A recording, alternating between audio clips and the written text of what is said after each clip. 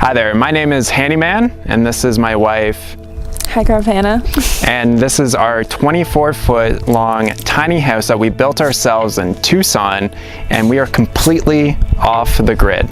And it was just so easy for us to actually move out here, do our own solar system, do future, homes or, future garages, and we can really kind of do whatever we want out here. And so that was one of the main deciding factors. Plus, the climate out here is absolutely tremendous. And it's beautiful, and we have 40 acres, and it's great. So peaceful and quiet. No one's around.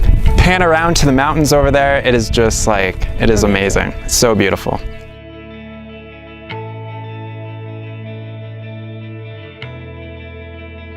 So some of the most important statistics that a lot of people want to know about our tiny house is how much it cost, how long it took to build. So we actually built it in a friend's backyard in Tucson. It took me about 6 months to do from scratch. The only thing that I didn't do in the tiny house myself was I didn't do the insulation and I didn't do the drywall, but the rest of it, including the plumbing, the electrical, the framing, the siding. The cost of the tiny house was about $35,000 in materials, and it took about 6 months to do from start to finish. We'll talk about our gray water basin. So all the water from our kitchen sink and also from our shower, and actually from the urine part of our composting toilet, goes directly to water these trees out here. So we've got a pineapple guava tree, we've got an apple tree, we've got a peach tree, and then we've also got a cherry tree. What's really nice about that is that we don't have to provide any external water sources for them to be watered. So we live completely on rainwater out here, so every drop of water counts, and it's so beneficial to be able to take the water that it's going to typically go into a septic system or a city sewer system, and instead of it doing that, we can use it to go and water trees directly, so that definitely cuts down on our water bill. These trees should start producing fruit, I would say next year. So this season we actually just planted them, so just because of the transplant and the shock that they have, they might not produce fruit this year. But our mulberry tree over here, which is watered exclusively just by our washing machine in the shed here. So the most important thing that you want to know if you're going to be using your gray water to, water fruit trees, for example, is that you have to use the right soap. Dr. Bronner's, you can use it for pretty well everything, and then you can just use it as like a normal body wash as well. One of the things being out here that I'm definitely most proud of is our solar system. So I actually worked as an electrician for 5 years, so wiring up the solar system wasn't necessarily that difficult for me, but the fact that we're totally off-grid with electricity is just something I just absolutely love. We didn't buy used batteries or anything like that. We actually used recycled batteries that came from a fully electric smart car. We've got our charge controller, we've got our inverter, and then these are the Tesla battery modules. So it's actually pretty cool that I actually ripped the module apart that these all came in, that actually came from a smart car. So I absolutely love this. This is clean, silent, green energy. This provides all of our energy needs for us. I've got a lot of really great YouTube videos on my channel that kind of goes over, actually I documented most of the installation of this. So definitely getting that really good source of information, especially from YouTube, you can really set yourself up for having a very successful system.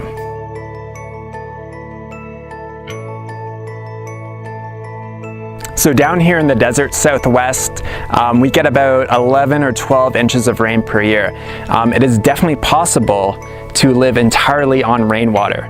So our rain roof, which I'm going to show you in a few moments, it will capture between 18,000 to 22,000 gallons of water per year. But we get almost half of our rainfall in 3 weeks during the monsoon season. So we want to capture and harvest as much of that water and hold on to it. And so that's why having so many tanks is so important out here. Right now we've been running on rainwater for just about over a year now, and it's doing real nice.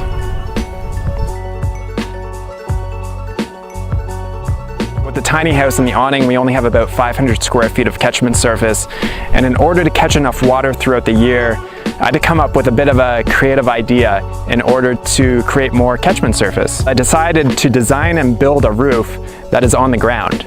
So this roof here, it's about, I think, 72 feet long by about 40 feet tall, so it's just over 2,800 square feet. So with being in the desert and living on rainwater, something else that we obviously want to do is we want to do a lot of gardening.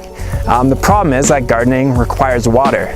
So what we've actually done here is, instead of using a standard drip irrigation method for watering our plants, we actually use clay pots.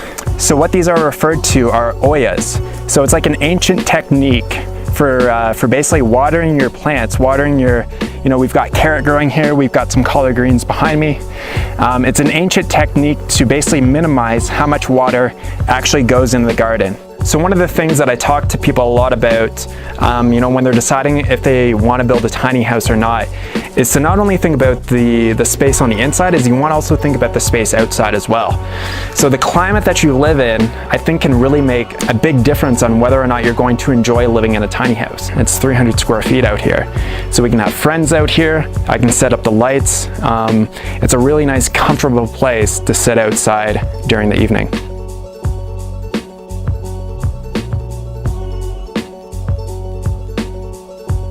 All right, so coming inside the house here, the theme that Hannah and I wanted, we wanted things to be very simple, very clean, very minimal.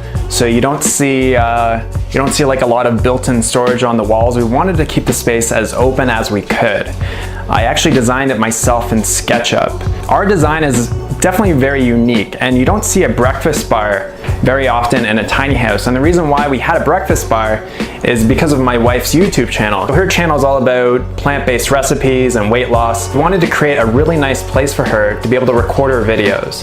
So that's one main reason why you don't see a window over the kitchen sink, which is very common in homes, because having that light behind us would have just thrown off the lighting in our videos tremendously. We love eating lots of really healthy, delicious food, so we spend a lot of time in here making meals, and I'm really happy with how this turned out. It's such a nice kitchen to be able to walk into. For any water that we cook with or that we drink, we put it through the Berkey filter. You put the water on the top and it comes out really nice and clean out the bottom. So what's really cool about our tiny house is that we have two different lofts. I would call this kind of like my office loft, and on the other side we have our sleeping loft. And by doing those two lofts, we're actually able to create enough space in here so that we not only have our shower, we have our composting toilet, but then we also have all of our clothes storage here. When we're doing the clothes storage in the bathroom, they immediately thought that basically the humidity from the shower would cause mold on our clothes. We haven't found that to be the case, actually. Probably the most common thing that you see in most tiny houses is definitely the composting toilet. It's just super simple to set up. Obviously, with a tiny house, tiny shower. Turned out real nice. And just some final words for you. If you're thinking, if you want to build your own tiny house, definitely give it a shot. You're going to be so happy when you get a completed house. It's just so amazing when you can say to somebody, or you come home from a long day and you come to a house that you built yourself. There's a ton of research and there's a lot of worry that kind of goes into something like this. But through just researching and learning, I was able to get a beautiful end product. I've written a book called The Tiny House Blueprint, which has the installation photos, and you can actually go through all my videos and all the tips and tricks, things that I wish I did do, things that I wish I didn't do with this build. Yeah, it's been such a rewarding experience, and if you have the opportunity to do it, then go and do it. Thanks so much for watching, guys. I'll catch you on the next video with Chris. Peace!